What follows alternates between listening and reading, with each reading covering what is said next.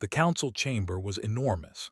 Its ceiling stretched so high that clouds sometimes formed near the top.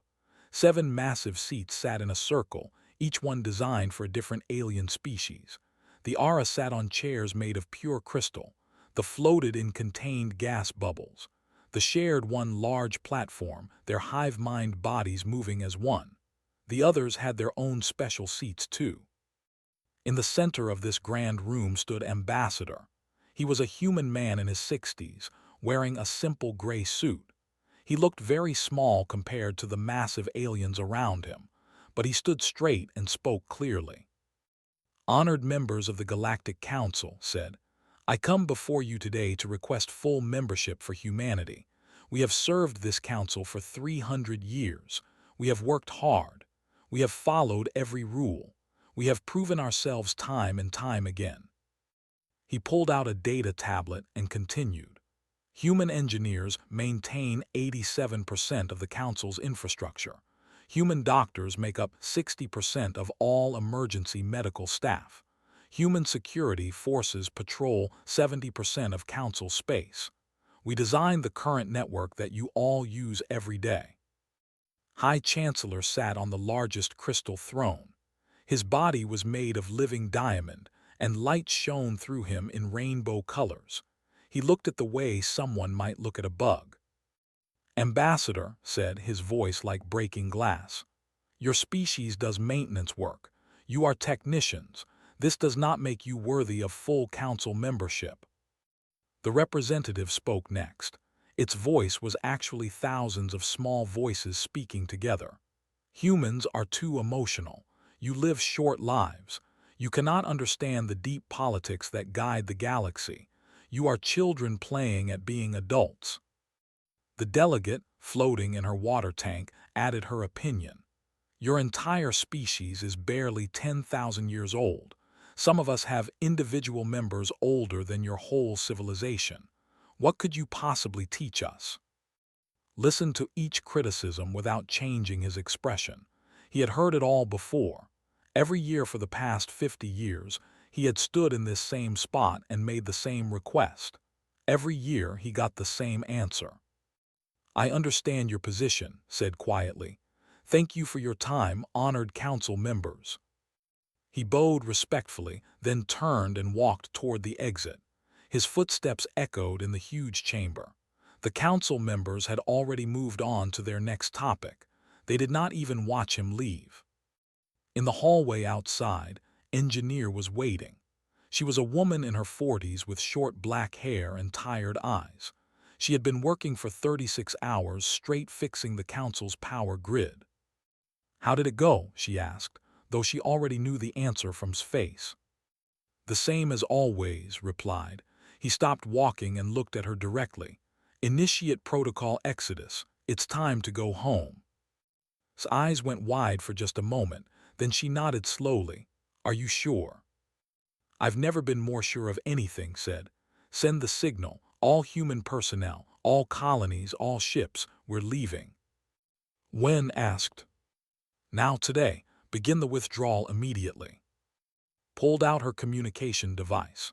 Her hands shook slightly as she typed in the code that she had memorized years ago but never thought she would use. Protocol Exodus. The plan to leave the council had existed for decades. It had been passed down through 4 generations of human ambassadors. Each one had hoped they would never need it. But was tired. He was tired of begging. He was tired of watching his people work themselves to exhaustion for aliens who saw them as servants. He was tired of pretending that things would get better if humans just worked harder, just proved themselves more, just waited a little longer. 300 years was long enough. Across council space, humans started receiving a simple message on their private channels. It was just 3 words: time to go. Doctor was in the middle of surgery when her device buzzed. She was trying to save a patient who had been in a transport accident. Her hands moved quickly and surely as she worked. She glanced at the message, memorized it, then deleted it. She would finish this surgery first. She always finished what she started. But after this, she would begin teaching the alien doctors everything they needed to know. She would have 6 weeks to transfer 300 years of medical knowledge. It would not be enough time. People would die because of it, but that was not her fault. She had tried to train them before. They had always said they did not need to learn basic medicine. Let them learn now. Captain was on patrol near the border when he got the message. He was a military man, young for his rank at only 35. He had spent his whole adult life protecting Council space from pirates and raiders. He immediately understood what the message meant. He pulled up his star charts and began planning the withdrawal of all human security forces. It would take weeks to do it right. He would need to leave automated defenses in place so the transition would be smooth. He would not sabotage anything. Humans did not work that way. But he would not stay where he was not wanted. Agricultural specialist was working in the massive food production facilities on Council World 7. She grew food that fed billions of aliens. When she got the message, she sat down and cried for 10 minutes. Then she wiped her eyes and got to work. She had systems to shut down. She had alien workers to train. She had a lot to do.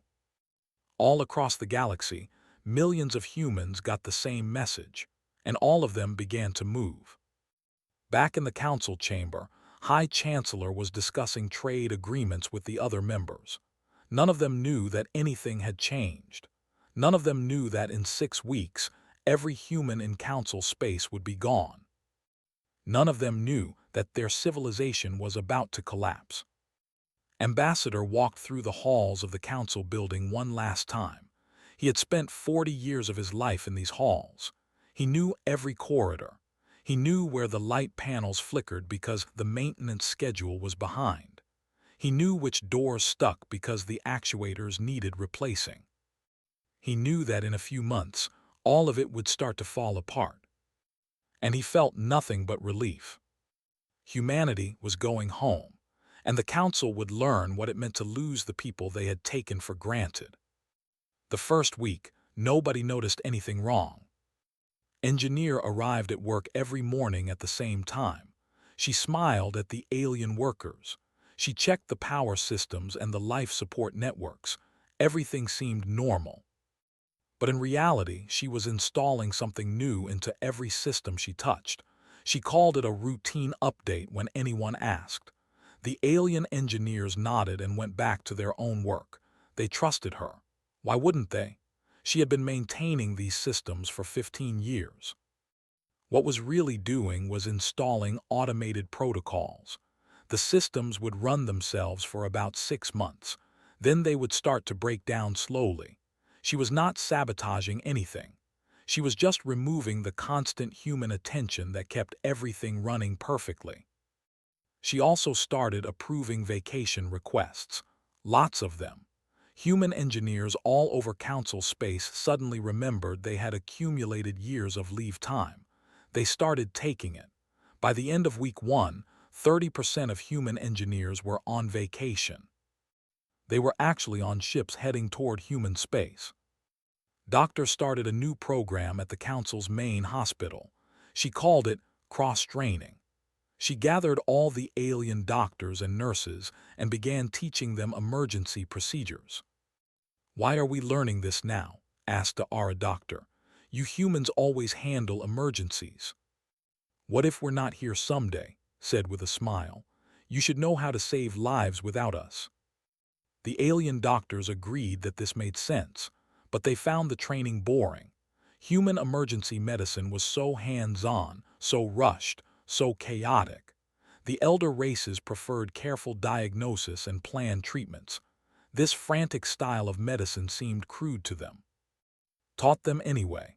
She showed them how to do triage when hundreds of patients arrived at once. She showed them how to treat shock. She showed them how to stop bleeding in 12 different species. She had 6 weeks to teach them what human doctors learned over 10 years of training. It was not enough time. It would never be enough time. But she taught them everything she could. At the same time, she was redirecting medical supplies. Inventory balancing, she called it. Huge shipments of medicine, equipment, and emergency supplies were sent to human colony worlds. The hospital administrators never questioned it, had been managing their inventory for 20 years. They trusted her completely. Captain began standardization drills. He told the Council Defense Committee that human security forces needed to practice coordinated operations. It made sense to everyone. Military forces always needed training. What actually happened was that human soldiers, Marines, and pilots started rotating back to human space. They left in small groups so nobody would notice. They were replaced by automated defense satellites that people installed.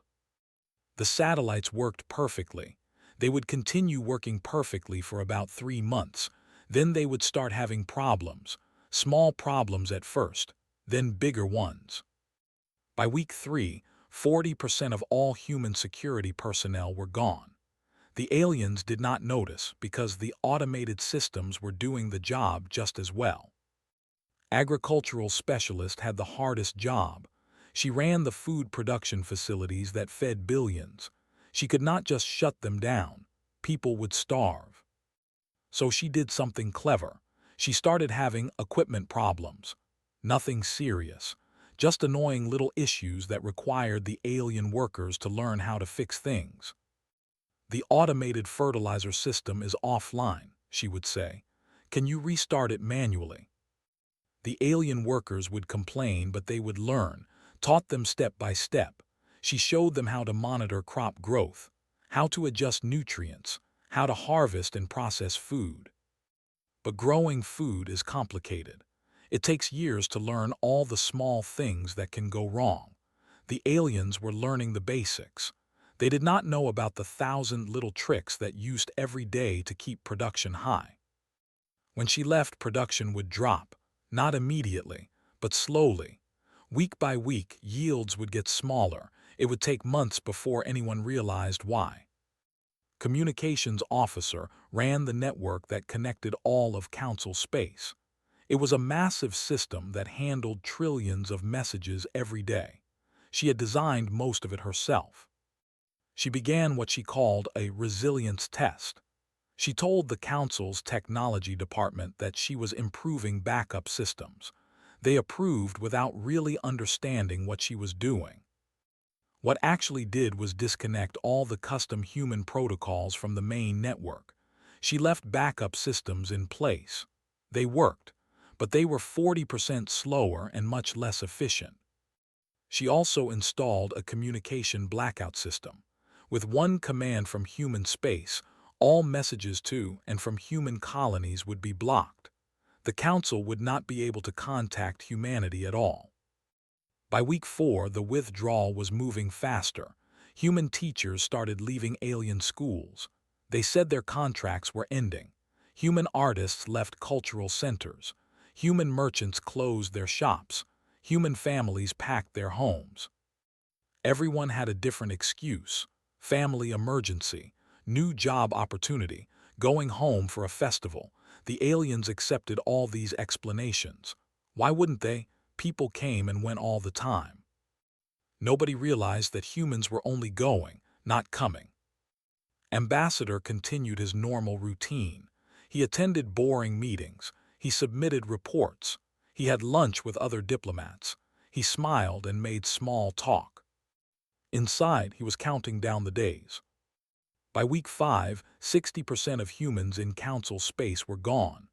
The ones who remained were finishing their preparations, installing the last automated systems, teaching the last training sessions, packing the last belongings. Worked 20-hour days getting everything ready. She was tired, but she was also excited. She had spent her whole career maintaining systems for people who thought she was just the help. Soon she would be building new things, better things, things for humanity. Doctor finished her last training session. The alien doctors thanked her politely. They did not understand how much they would need these skills soon. Captain installed the final defense satellites. His last soldiers were ready to leave. He took one final look at the star charts showing Council space. He had protected this space for 15 years. He had shed blood for it. And the council had never even thanked him. Finished teaching the alien agricultural workers. They knew the basics now, but only the basics. She thought about telling them more, warning them about the problems they would face. Then she remembered how many times she had asked for help, for funding, for better equipment. The council had always said no. They could figure it out themselves now. By week 6, the last humans were leaving. Freighters full of families, transport ships packed with workers, military vessels escorting them all. 4.2 billion humans, all heading home. And still, the council did not notice. On day 45, Ambassador walked into the council chamber for his quarterly review. It was the last time he would ever stand in that room. He gave a short report. Everything was normal, he said. No problems to report. Then he said, "Honored council members, humanity has decided to withdraw from council space. We are going home. This is our final communication. We wish you well." He bowed one last time and walked out. Behind him, the council members looked at each other in confusion. High Chancellor laughed. Let them go. They were barely contributing anyway. They agreed, "We will manage fine without them." The others nodded. At that exact moment, every human ship in council space jumped to hyperspace. Every communication channel to human colonies went dark. Every embassy closed. Every last human left council space behind. And in human space, far from the council, finally allowed himself to smile. They were free. For the first 3 days, the council did not even try to contact humanity. They assumed the humans would come back soon. It was probably just some kind of negotiating tactic. Humans were emotional creatures. They would calm down and return. High Chancellor went about his normal business. He had meetings about trade policy. He discussed philosophical matters with the phase walkers. He attended cultural events. On day 4, the first problem started. A transport ship reported navigation errors in the small errors, just a few degrees off course, nothing dangerous, just annoying. Then another ship reported the same problem, and another. By day 6, every ship in council space was experiencing minor navigation issues. The ARA's best scientists examined the navigation computers. They found that the systems were running on automated protocols designed by humans. The protocols worked, but nobody knew exactly how. They tried to contact human engineers to ask for help. Nobody answered. The scientists studied the human programming. It was efficient and elegant, but also complex. They could follow the basic logic, but there were layers upon layers of optimization that they did not understand. "We can fix this," the lead scientist said. "We just need time to understand their work." But time was something they did not have. On day 8, the council's main hospital faced its first major crisis without human staff. A transport accident happened near the council, 300 casualties. The alien doctors had seen accidents before, of course, but human emergency teams had always handled them. Now there were no humans. The wounded arrived in waves. The alien doctors tried to remember doctors' training from 6 weeks ago. They tried to do triage the way she had taught them, but under pressure with people screaming and bleeding, they forgot. They made mistakes. Patients who should have been treated immediately were left waiting. Patients with minor injuries were treated first because they were easier cases. The doctors worked hard, but they were not prepared for this kind of chaos. By the end of the day, 27 people had died. All of them could have been saved if human doctors had been there. The hospital director was devastated. He sent an urgent message to the council. "We need human medical staff immediately. This is an emergency." The council tried to contact doctor. They tried to contact any human doctor. All their messages went unanswered. They sent ships to human colonies. The ships found the colonies empty, not abandoned in a hurry but carefully closed down. Everything valuable was gone. Only empty buildings remained. The council finally understood.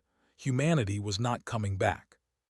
2 weeks after the humans left, the agricultural reports came in.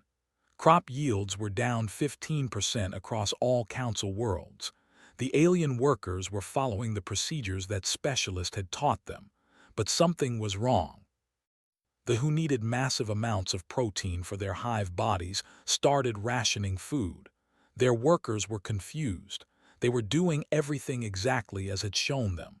Why were the crops failing? The answer was simple, had taught them the basic procedures. But growing food efficiently required hundreds of small adjustments. When to water, how much fertilizer, which pests to worry about, when to harvest for maximum yield. These were things had learned over 20 years. She had tried to teach them many times, but the aliens had always been too busy with important work to learn farming. Now they needed that knowledge, and it was gone. 3 weeks after the humans left, pirates attacked a council merchant convoy. It should have been routine. Council security forces should have responded within minutes. But Captain's defense satellites were starting to fail. Not all at once, just a few at a time. The network that had covered 70% of Council space was now down to 50% coverage.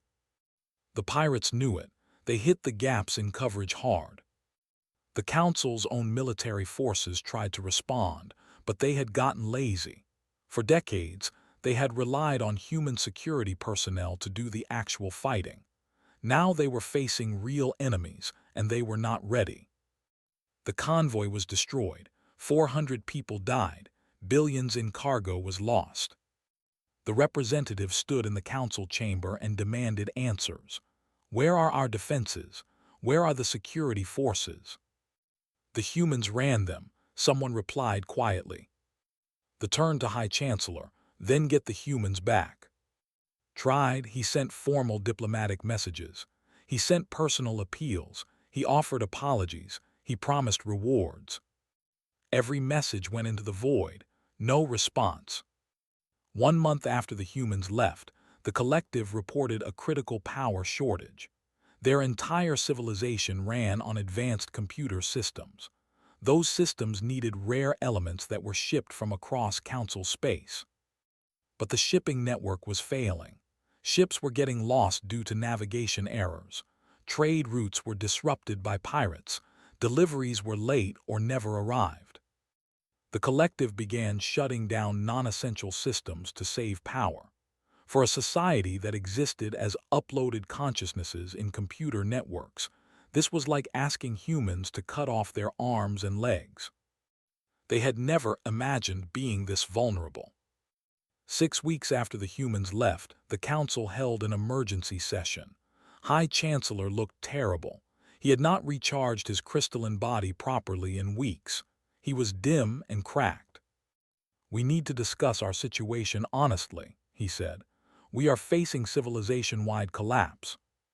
The representative reported that crop failures were getting worse, 35% below normal now. Famine was starting on 17 worlds. The reported that 2 more ships had vanished in hyperspace. The navigation systems had failed completely, and the ships had jumped into unknown space. They would never be found. They reported a disease outbreak that their doctors could not contain. The same disease that would have been easily controlled if doctors' people were still there. The death toll from all causes was rising rapidly. 30,000, 50,000, 100,000. All because humans were gone. The Phase Walker representative spoke, which was rare. Its voice echoed strangely. "We built our house on foundations we did not see. The foundations have withdrawn. Now the house falls." "Can we rebuild without them?" asked the representative. "Eventually," said the Phase Walker. "In perhaps a century we could learn what they knew, but we do not have a century. We have perhaps 4 months before total collapse." High Chancellor stood. "Then we must contact them. We must apologize. We must beg if necessary." "We have tried," they said. "They do not answer." Then we go to them directly, said. A delegation was sent to the Sol system, the heart of human space. They found it surrounded by defensive stations unlike anything they had ever seen. The technology was far beyond what humans had shown the Council. An automated message greeted them. It was polite but firm. Humanity welcomes trade with peaceful species on equal terms. The Galactic Council is not invited. Do not come closer or you will be destroyed. The delegation tried to send messages anyway. No response. They used scanners to look at the human worlds from a distance. What they saw shocked them. Earth was building, massive orbital construction, new technologies being tested. The population looked healthy and happy. Human colonies were thriving. Humanity did not need the Council. The Council needed humanity. The delegation returned with this news. High Chancellor listened to their report in silence. Then he spoke. We made an error. The other council members looked at him. We treated them as servants. We dismissed their contributions. We thought we were better than them. We were wrong. The representative agreed. They were holding our civilization together while we debated philosophy. They were doing the real work while we pretended to be superior. And now we are paying for our arrogance, added The death toll reached 800,000. And still, humanity did not answer their calls. 3 months after humanity left, the cascade failures began. The network collapsed to 40% efficiency. What used to be a 3-day journey now took a week. Trade slowed to a crawl. Merchant ships sat in ports because the routes were too unreliable. The collective sent out desperate calls for help. They needed power. They needed the rare elements that fueled their civilization. But the ships carrying those elements were stuck in hyperspace, lost or delayed. The collective began emergency shutdowns. First, they shut down entertainment systems, then educational networks, then communication systems. Their people started losing access to the digital world they had lived in for thousands of years. Imagine being able to think at the speed of light, and suddenly being forced to think at the speed of an old, broken computer. That was what the collective was experiencing. They tried to fix the network themselves. Their best programmers studied the human code. They understood parts of it, but every time they tried to improve something, they made it worse. The problem was that they were thinking like the collective. They were logical and methodical, but Engineer had not built the network to be logical. She had built it to be practical. She had added thousands of small fixes for real-world problems that the collective had never even considered. Their changes broke those fixes. More ships got lost. The network dropped to 30% efficiency. 4 months after the humans left, the hospital crisis spread to every major world. They were dying. The disease spreading through their population was not particularly deadly. In fact, human doctors had created a simple treatment for it 200 years ago, but that treatment required careful monitoring and adjustment. The alien doctors knew the basic treatment. Doctor had taught them, but they did not know the 100 small things that could go wrong. They did not know how to adjust doses for different age groups. They did not know the early warning signs of complications. People died from preventable causes. The death toll among them reached 50,000. For a species that had only 3 million individuals left, this was devastating. Other species faced their own medical crises. The Aura had an outbreak of crystal rot. They had contamination in their gas environments. They had a parasite infection in their hive minds. All of these problems were treatable. All of them had been handled easily when humans were around. Now they were killing thousands. The hospitals sent urgent messages to the council. We need human medical staff. People are dying. The council had no humans to send. 5 months after the humans left, true famine began. Crop yields were now down 50%. Agricultural specialist systems had completely failed. The alien workers were doing their best, but their best was not enough. Food riots started on the industrial worlds. These were planets that had never grown their own food. They had relied entirely on imports. Now those imports were not coming. The Council tried to redistribute food from agricultural worlds to industrial ones, but the transportation network was failing. Ships could not travel reliably. Even when they could travel, pirates attacked them. The who needed massive amounts of food for their hive bodies began starving. Individuals started dying. The hive mind could feel each death like a wound. They were losing parts of themselves. They sent representatives to the council chamber. They did not beg. They did not know how to beg, but they stated facts. We will lose 30% of our population within 2 months if food shipments do not increase. We cannot grow enough food ourselves. The humans taught us basic farming, but we are failing. Why are you failing? Asked High Chancellor. Because farming is not basic, they admitted. We thought it was simple work. We were wrong. It requires knowledge we do not have. They were also struggling. Their aquatic farms were producing half of what they used to.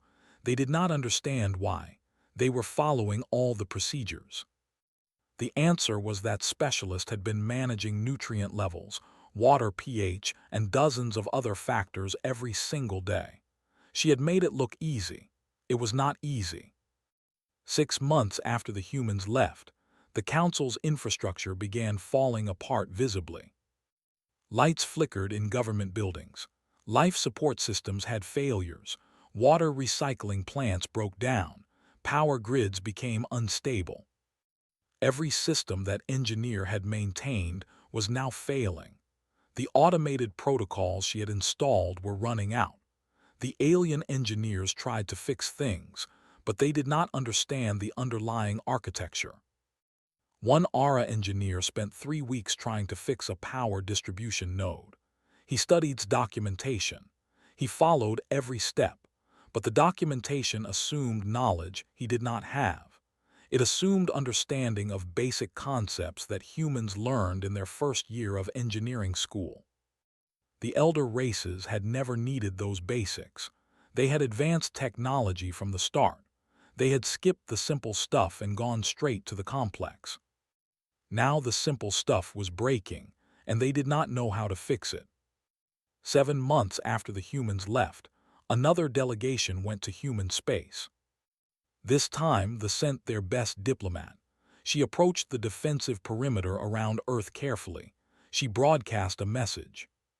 We come in peace. We come to apologize. We were wrong about humanity. Please speak with us. The automated defense system responded.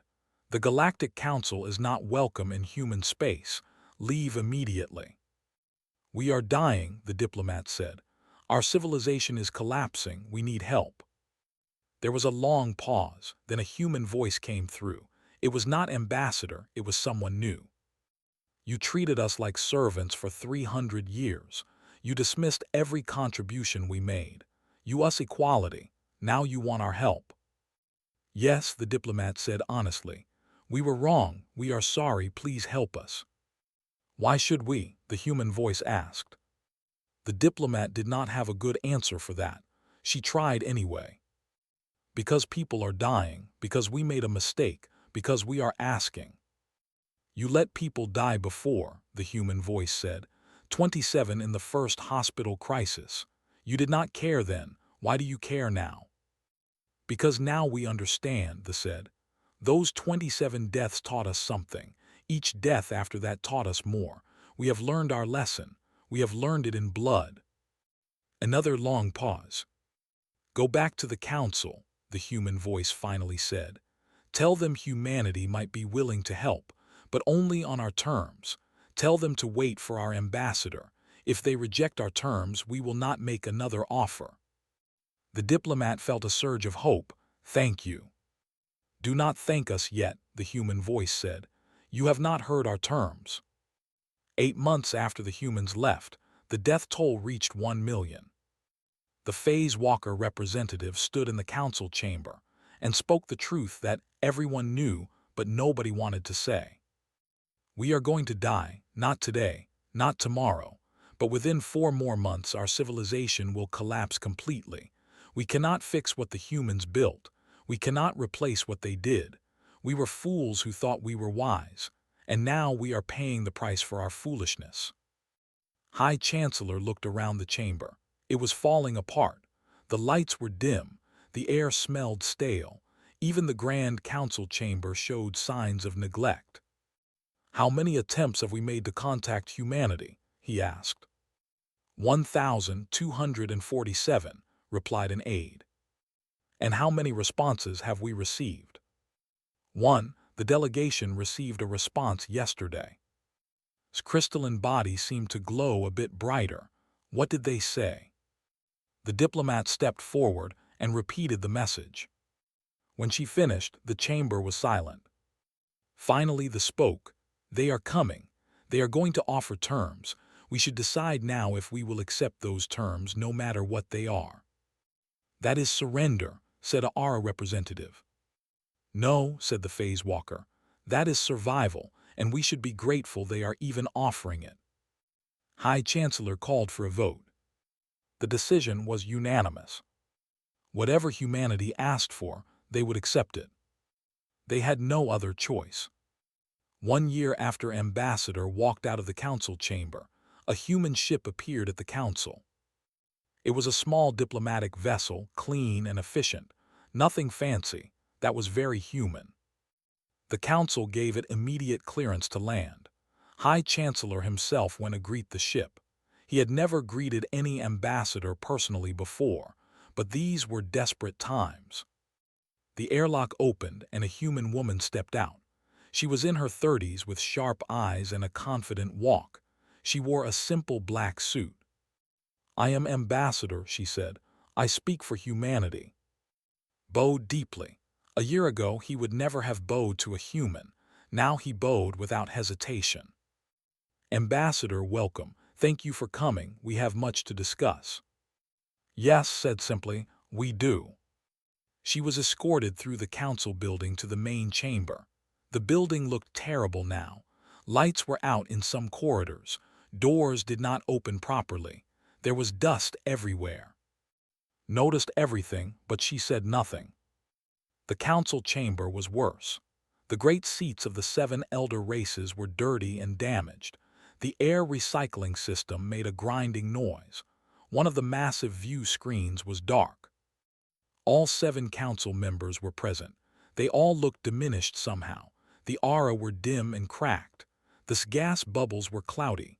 They moved slowly, their hive body reduced in size. The others showed their own signs of decay. High Chancellor stood. His voice was still strong, but there was something different about him. Humility, perhaps, or just exhaustion. "Ambassador, on behalf of the Galactic Council, I offer our sincere apologies. We were wrong about humanity. We treated you poorly. We dismissed your contributions.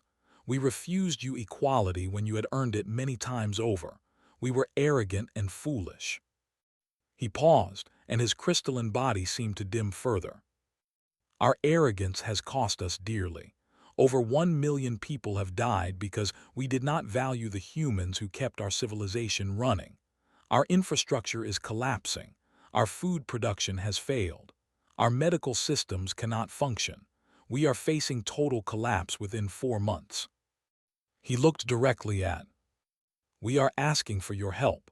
We are asking humanity to return. We will accept any reasonable terms." The chamber was completely silent. Every council member waited for a response. She stood there for a moment looking at each of them. Then she spoke. "Your apology is noted, High Chancellor. However, humanity is not interested in returning to the previous arrangement." A ripple of shock went through the chamber. The representative leaned forward. "What do you mean? We are offering to welcome you back." "Welcome us back to what?" asked. "To being your maintenance workers, to being second-class members, to spending another 300 years begging for respect." "No," said quickly. "We would give you full membership, equal voting rights." "That is a start," said, "but it is not enough." She pulled out a data tablet and projected a list onto the chamber's screens, the ones that still worked anyway. These are humanity's terms. All of them must be accepted. She began reading. First, full council membership with equal voting rights, effective immediately. Second, formal recognition that humanity is a founding tier species, equivalent to the original 7 in status and authority. Third, the Council will fund human educational and research institutions for the next 100 years. This is reparations for 3 centuries of disrespect. Fourth, technology transfer. The elder races will share their advanced technologies with humanity freely and without restriction. Fifth, a formal treaty acknowledging that humanity's withdrawal was legally justified and that the Council bears full responsibility for the crisis. Sixth, permanent human seats on all major Council committees, with veto power over decisions that affect human interests. Seventh, the Council will publicly acknowledge its error, not in some private diplomatic message, but broadcast across every world, every station, every ship in the galaxy. Everyone will know that the Council dismissed humanity, and that humanity's absence nearly destroyed you. She looked up from her tablet. These are our terms. All of them are non-negotiable. The Council chamber erupted. The ARA representatives protested the humiliation. They argued about precedent. How could humans, a young species, be granted founding tier status? The collective calculated the economic cost of the technology transfers and education funding. It was enormous. The debate went on for nearly an hour, stood silently and waited. Finally, the Phase Walker representative spoke. As always, its voice was strange and echoing. We accept all terms. Everyone turned to stare at the Phase Walker. Are you insane? A ARA representative demanded. These terms are outrageous. They are designed to humiliate us. No, said the Phase Walker. They are designed to ensure humanity never suffers our disrespect again. And they are harsh, yes, but they are also fair. The Phase Walker stood and addressed the whole Council. Let me be clear about our situation. We have 4 months before total collapse, 4 months before our civilization ends. Humanity is offering to save us. Yes, the price is high. Yes, it will be humiliating, but the alternative is death. It turned to face the ARA representatives directly. You say these terms are outrageous. I say we earned them. We spent 300 years treating humans as inferiors. They are giving us a chance to survive and learn from our mistakes. If we reject these terms, humanity will simply watch us fall and build something better on our ruins. The Phase Walker looked at. We accept your terms, Ambassador, all of them, without reservation. High Chancellor stood. He looked old and tired. I agree with the Phase Walker. We have no choice. But more than that, we have no right to refuse. These terms are harsh because we earned their harshness. He looked at the other Council members.